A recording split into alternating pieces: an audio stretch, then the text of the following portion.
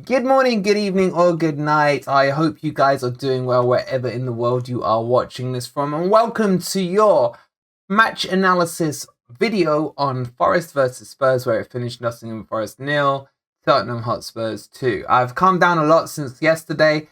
I've had a few hours sleep as well, which is good as well. But I've taken time to go through the match and pick out some specifics that I want to share with you guys as we go through the post-match analysis. I will be doing the positives from the match as well as areas where things could be improved on. Hint, hint, in defense. What I will say now is, guys, if you're offended by things like this, then don't watch the video. If you want to see my thoughts, and I'm no analysis expert, but I have a little bit of an understanding on matters relating to this, then feel free to watch and take it for how it's meant to be. This is, well, let's say it this way. I'm a Forest fan. Please remember that.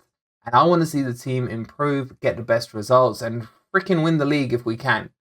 So that's how I feel about Forest. All I'm going to point out is areas where I think we could improve on, areas where we're doing things well and need to repeat, and then really just talk about kind of my closing thoughts on the game and what Forest could learn from it and what Forest have learned from it as we took stuff in from, say, the Everton game, etc. So, with all that said, with that disclaimer said, if you want, please do feel free to drop the video a quick like. It's completely free to do. Subscribe to the channel if you are new. That's free as well. If you want to chuck a few coppers my way, you are more than welcome to by hitting the join button. And in return, you will get all the Forest emojis as well as all the other member perks. And don't forget, follow me on Twitter. It's Wolverine8125.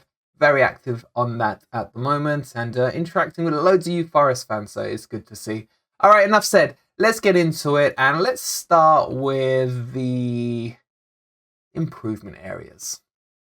All right, guys, so we're going to get into an assessment of the goals we conceded yesterday against Spurs. And I'll say it again, I'm only going to say it once. If you're easily offended or seeing Forest conceding goals and being analysed isn't for you, then skip to the next chapter or something. But for those of you who want to get an understanding of why we conceded the goals, what we did wrong, and how we can improve, because at the end of the day, this is about how we can get better going forward, just want to point these things out to you. So let's start with this first scene. The ball's about to break. Let's just bring it up for you here in towards Kane here. And what's going to happen is you're going to see in a second. Well, we'll talk about what happens in a second. Let's just have a look at the position. Worrell is in a fine position there. Williams is fine there. Again, they are just ball watching, but having that said, and then you got Tuffalo covering the winger here, which is fine. Now, Cook has stepped up way too high. Way too high. He is in the Spurs half here, coming into Kane. Now, in essence, that's not a bad thing, but you can see there's a big space here created, but potentially a ball could have been played in over the top and into that hole as an example. But that's not the issue I've got with it. Nor do I really have the issue of him stepping forward in there, because we've got enough cover, you would say, across the back three. My issue is in this next scene here, where let's just clear the lines and bring it up. He goes, as the ball comes into Kane, he overly commits and slides in on him. And then that's where the first error happens. So the ball gets slid in on. I don't know why he just hasn't held his position where he was. It would have been fine, because what it does when you commit, win the ball or not, and yes, he does win the ball and we get an unlucky ricochet off the back of it.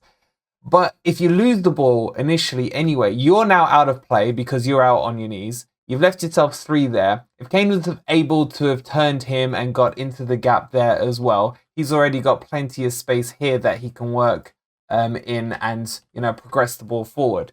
If Cook had just stood there and Kane had received the ball, straight away you would have seen these middle three coming back to help protect and bring numbers into the midfield.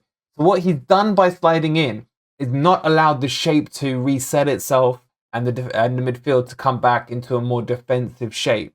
And that, for me, is one of the frustrating things. The other frustrating thing is he's not the only one who knows he's... we're not the only ones who know he's slow. He knows he's slow as well. And then what happens here, if we move on forward to the next scene, you can see that Kane's back up on his feet. Kulusevski's come across and received the ball.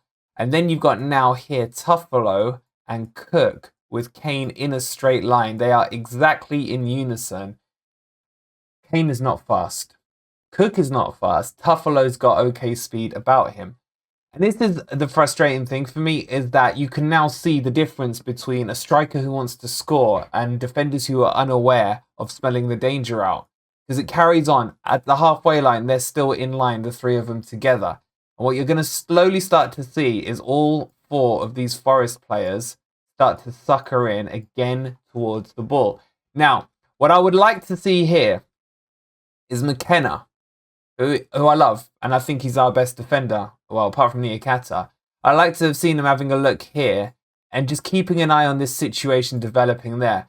I would look at that as a defender of McKenna's stature and think there's two there versus the three. Yes, there's the overlapper here in Perisic, but McKenna can do nothing about it.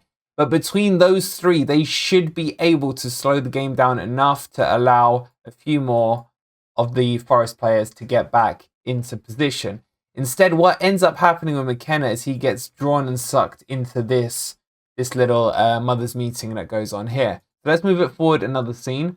And now you can see Kane's got ahead and broken clear of these two. Again, Kane is not Linford Christie.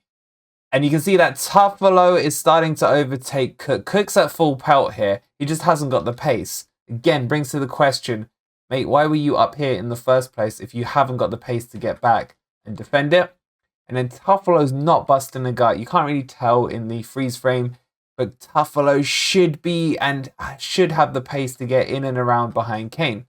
Sorry, let me just bring back. And again, just watch these four players. O'Brien's in the right position, closing this down.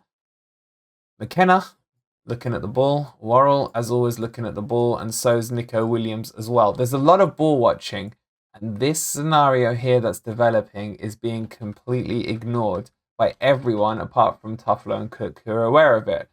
Bring that forward another step. The ball has now come across from the Kulusevski pass. It's going to end up in Kane's path.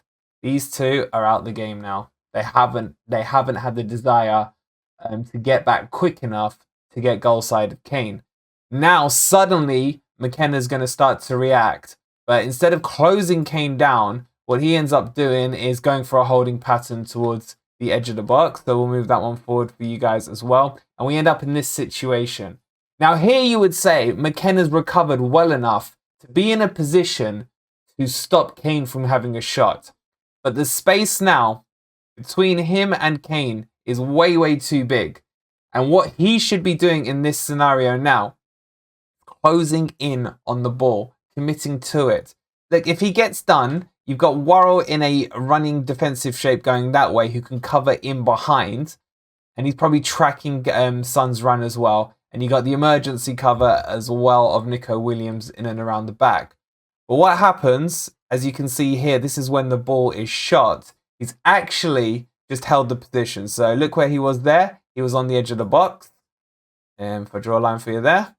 And then if we move it on to the next scene, he's gone even further back and ended up inside the box, backing off from Kane. What I would have liked to have seen is a step forward into the path of Kane there, and then ended up on the actual shot position. Am I stupid?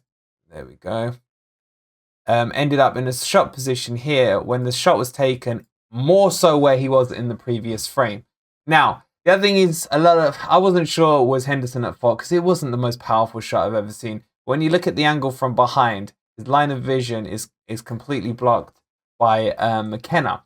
So should Henderson have maybe taken a step to the left or right? You could argue that as well. But that's why we conceded the first goal. There was a couple of very fundamental errors that caused it. First one being Cook too high up.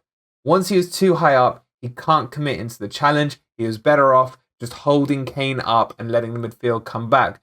Once he'd committed, the panic then set. As Spurs counter-attacked, our back line that was there was just ball watching. McKenna should have stepped across to create a wider defensive area across the back line. And then Cook and, well, Tuffalo in particular for me, should have been able to have the pace to get back around Kane to cover that run. Cook is Cook. He hasn't got the pace. And then finally, McKenna's positioning on the goal, standing off. You don't give someone like Kane that space to pop off a shot. Even as bad as the shot was, he shouldn't have been able to get that shot away. So that's the first goal. Agree with me, disagree with me. Look, these are all opinions, but it always helps to have it visually on the screen. So hopefully that one's helped you. Let's move on into the second goal now. All right, so this is the second goal. So Forest have just had an attack. It's come out of Larissa's hands for maybe those of you guys who haven't seen it. And now Spurs are on the counter attack. Now what you're going to see here is you've got Sessegnon here, and this is Williams there. Williams, eye on the ball, really would have liked to seen him in front of Sessegnon there. There's no one else really causing a danger that the ball, I think it's Højbjerg there, could get it to. I mean, unless he's going to wanted style, you know, from the film, bend the bullet around the corner, it's not really a massive danger there. The main danger right now is Sessegnon, and that's Nico Williams' responsibility. The other thing I'd say is, what the hell is Worrell doing up there? Now, I'll give him the benefit of the doubt. We're 1-0 down. There was, 10 minutes to go, and we're chasing the game. He's pushing up the field. Fine. There is enough cover in behind him, so I'm not having a go at Worrell on this one at all. But what I'm saying is there's definitely going to be space created here, and that's Worrell's position during the match. But I don't mind him being where he is because we were chasing the game, looking to close it down. So let's move this forward a scene. And you can see now that the ball, that Sessegnon's got round the outside of Nico Williams. Nico Williams now is in a completely wrong body shape, still looking forward. He should have turned round and started to track the man and make sure he was goal side of him. And what you're going to see is the ball come into the channel here from Højbjerg. So let's move that forward. And now you can see game over. Nico Williams completely out of position here. Sessegnon, with his pace, has got the freedom of that side of the park to run into. It is frustrating. Now, what we're going to see is a masterclass in defending from McKenna, where for anyone who's young or any defenders that maybe play, non-league football or Sunday football, you want to watch what McKenna does here, because this shows his experience and his pedigree, in my eyes, on how to defend a scenario like this. So let's move it forward. McKenna's in all kinds of trouble. He's got Sessegnon, who's faster than him there. Do you go and cover that and leave a free, easy pass into Kane there? Or do you stick with Kane here and allow Sessegnon the freedom of the park to run? Again, lacking in pace. Worrell's not even back in our half yet. Nico Williams is on his bike. As fast as he is, he's already given up time he's given up too much distance, on Sessegnon, and he's not going to catch him at any point. And then Coyote, we know he's not the fastest, but he's on his way back as well, and Tuffalo down here at the bottom. So let's move that forward and you can see what happens now. Now, what McKenna's done beautifully is he's watching the angles. The angle of the pass he can cover. If the ball was to come in there, he can slide in and cut it out. If Sessegnon tries the ball in front of Kane here, he's in front of Kane and can cover that off, no problem at all.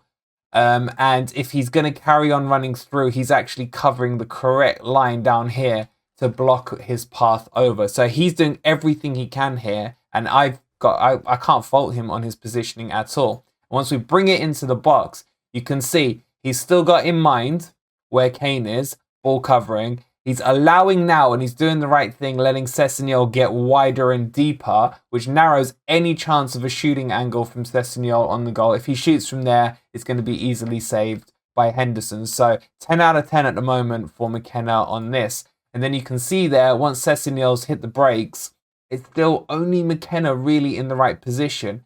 And now what he's going to do, he's going to force Sessegnon into the commitment. Now he knows he's not going to go much further in this direction. He's already pre-guessed that he has to come in and probably try and look for the pass to Kane there. So if we go into the next scene there, he's played it by the letter to the T, so to speak. He blocks the ball will ricochet out here. And we get unlucky on the ricochets. We were very unlucky, to be honest, throughout the whole game on ricochets in and around. That's just your classic Spurs luck for you. Anyway, let's move on to where it breaks. So the ball ended up over here. Now, I got to apologize to Nico Williams in the live stream in the player ratings. I called it out as him here being pushed off the ball. It wasn't. It was Freuler.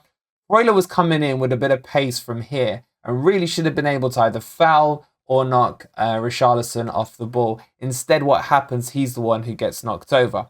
But this is where I want to draw your attention to, is right here. Tuffalo, Coyote, and Kane.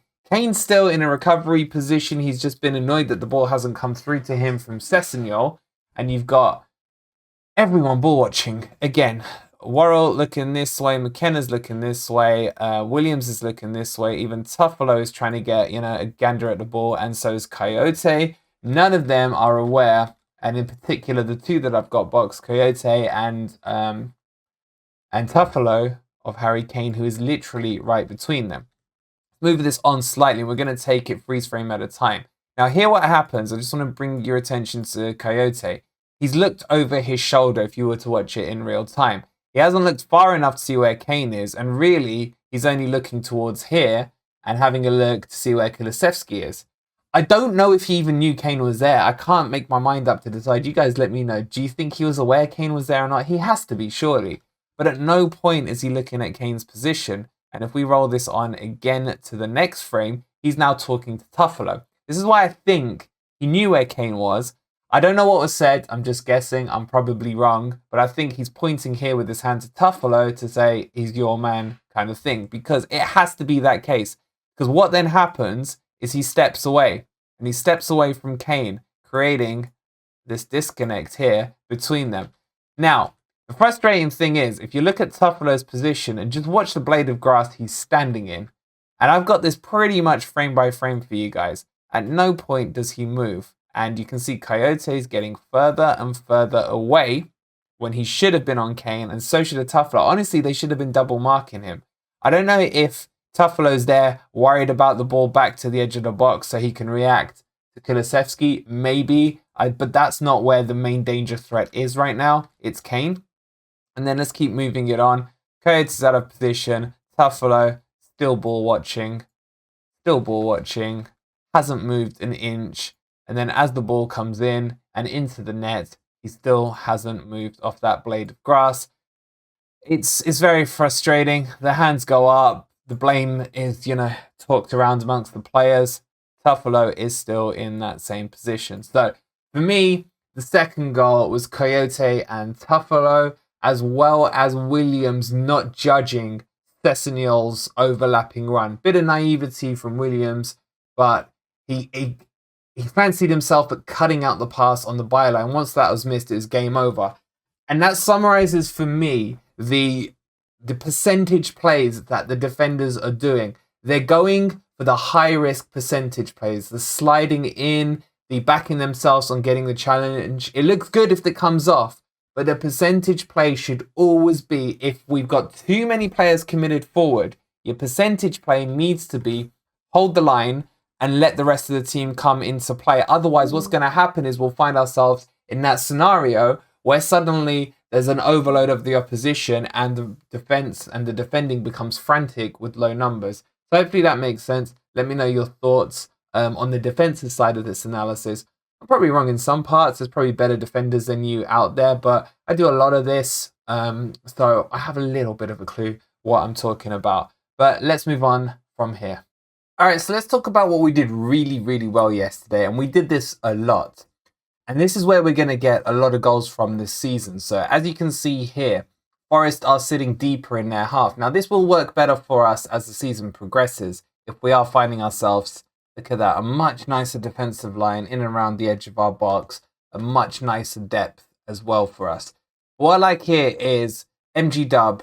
He's just chested the ball down. He seniates. He's got the ability with a lovely chest just to chest it down into his path, which is brilliant. But what I like even more than that is he's spun off Davies there, I think it is. He's spun round him, and his instinct is, let's get this moving and let's get it moving forward. Now, Yatesy, on the game as well, plays a nice ball into Brennan. Now, what you're going to see is a bit of what you saw with the Spurs' first goal, where Cook has overcommitted as the defender. You're about to see that now with the Spurs defender on Johnson. So move that forward. Of course, I'm right in the way there. Let's just move my head out the way a bit there. And you can see here what's happened is that the defender here has committed with Johnson. Johnson's strong enough to roll him and hold it off and bring the ball in and around this angle here. So let's move the frame forward so that you can see what happens off the back of that. And now suddenly we find ourselves in this beautiful, beautiful overloaded position. MG Dub is about to get the ball. Johnson's left it for him. Now, the thing that surprised me in this attack was that the afterburners weren't put on with Johnson, and he ends up way ahead of these defenders. And you can see here, Lingard, savvy to the situation as well, is starting to make himself available down the left-hand channel. But yeah, if you'll look at the next screen, and I'm sure this would have surprised a few of you guys as well. If we look at it here, Johnson is now behind this defender here and on par with the other Spurs player there. So, and you'll see Gibbs White is looking in his keeps looking up and across to see where everyone is. And I still would have put money on Johnson being able to outpace them and get in behind. It's not the fastest of Spurs defense. Sanchez is their fastest centre back of the three that were playing. But unfortunately, for whatever reason, he can't get in front of them. But what you're going to see is the magic of MG Dub here. Just before he plays this ball, he has to look up to see where Johnson is, realizes he's not in an attacking position enough.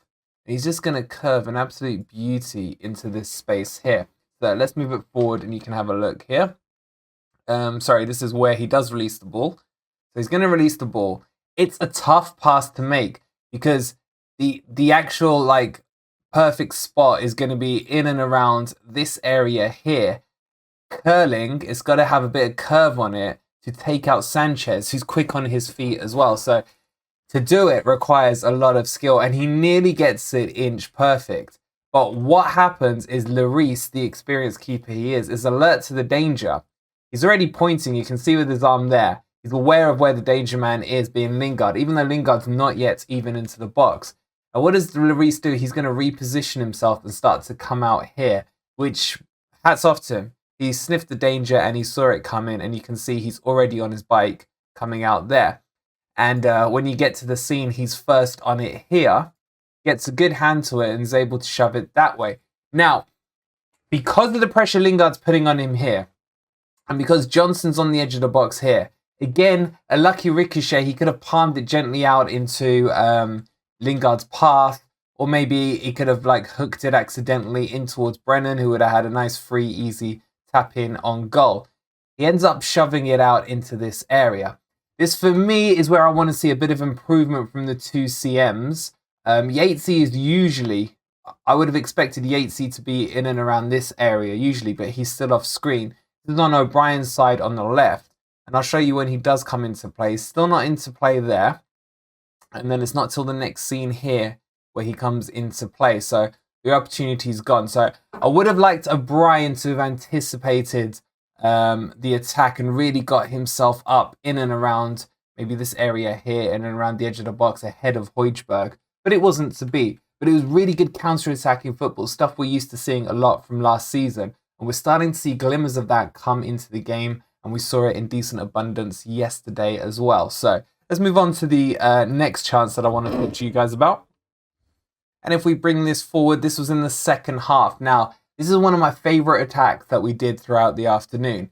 You're going to see McKenna here, who I think is one of the better defenders in the league for finding those through balls into the gap. I don't know if you guys remember against, I think it was Valencia in the pre-season where he played a delicious through ball into Iwoni, but it was similar, but well, it wasn't similar, it was from a lot deeper, but the channel line was very similar. What I love, excuse me, is MG Dub. Full stop. I just love him. But what I love here is his position. He's looking at McKenna and he's understanding that this is the area he's going to hit, and he needs to bend a run into this area to be first to receive it. He's got the jump on Sanchez. Sanchez is again ball watching but going in the right direction, so not doing too much wrong.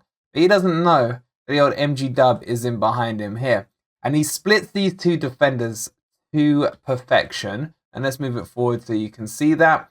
So now, as the ball has been played through by McKenna, it's going to end up hitting this area here. MG Dub is in full flight. He's going to get to it before the Spurs defenders can react. And if you watch his touch, it's exquisite. He's taken the touch and he's turned him and the ball back into this direction. And you can see that the defender here is completely off balance because I don't know if he thought MG Dub was going to carry on down the line or what, but you can see the angle of his body is very cute there. So he's out of play and been taken out just by that turn by MG Dub. It's a small thing, but it's exquisite the way he does it. And not only that, it's the sharpness he has to have a quick look up and assess the situation in the box. So as you can see here, now that the ball's coming in, he's spotted already Lingard on the edge of the box. That's Brennan Johnson running in. And more importantly, just off screen here, Yates doing exactly what he does best, coming in late into the box to arrive at the right moment. And MG Dub, being MG Dub, of course, picks him out beautifully. And to be honest, it's not the easiest chance. But with the quality of Yates, I expected to see that go into the top corner or maybe bounce into the bottom corner, but unfortunately just flashed by the post. It was a lovely bit of build-up play. And these are the runs that we are slowly seeing and the partnerships and the development coming into the game as the team is gelling. So it's very encouraging to see. For me, the overall thing that I want to see more than anything is the defensive errors cut out. If the defensive errors get cut out, the defense will have a good game. And by the defense having a good game, what it will allow the strikers and the attackers to do is not feel the pressure as much that we need to score now, because there's a worry of a defensive mistake or that the scoreboard starts to add pressure on because we're already losing or what have you. But it's going to come in time. And obviously we've got Man City next. That's going to be a fun match analysis to do. But I am, now that I've calmed down, I am very pleased with the performance overall. But it's the mistakes that need to be cut out. But we can only say that so many times before. Those mistakes have cost us too many points. And we're going to start to wonder where we should be versus where we really are. A defensive highline mistake last week cost us against Everton 2 points. 3 if you want to include the Cook handball on the penalty, have cost us against Spurs. And I would argue with any Spurs fan, we were the better team on the day. And also the shots. A lot of you are going to say to me, well, we couldn't hit, the goalposts from anywhere. We were blazing them over, etc. That's going to come. Just give it a bit of time. Spurs were playing so deep. They were playing with 10 men behind the ball a lot of the game. It's unusual, even at the City ground, for Forest to be the possession merchants on the game. So they were playing very Italian football, which forces us to have longer range shots. There were times where we were working our way down that right channel in nice little triangles of Brennan, MG Dub, Nico Williams, and really working into the channel. But what we were missing was maybe the number 9 in the middle for the tap-in. So there's a lot of positives to take. I've calmed down a lot since yesterday. I've gone through the match. I'm encouraged by a lot of the things I've seen, but I still think defense is our frailty. I really do. And let's put it this way. I think someone in the comments said it yesterday. Going forward, we're a top 10 team. In defense, it's a relegation team. So I think that you may agree with it. You may not. Let me know with your thoughts down below. But I hope you've enjoyed that. It is nice to get some visuals and some match analysis after taking a breather, after the emotions of the match and everything yesterday. So please do leave me your thoughts in the comment. Good, bad, whatever it is. Agree, disagree. Let me know. Just have a little sense behind what you're saying if you are going to disagree with my analysis on it. But overall, very encouraged. Still very disappointed by the result because in my heart, I feel Forest could have comfortably won that game if a couple of things had gone our way and a couple of mistakes had been cut out. But thank you guys for watching. If you're kind enough to leave a like, subscribe to the channel if you're new. Don't forget to join us at 7:30 for the Premier League preview and review show where we will be doing the predictor as well. You guys can get involved. The link for the predictors in the description below. It's completely free for you to go and join. And don't forget, if you're not a member yet, hit the join button. 99p gets you all the Forest emojis and you can spam them at your heart's content. Thank you for watching. We'll see you at 7:30. Come on, you Reds.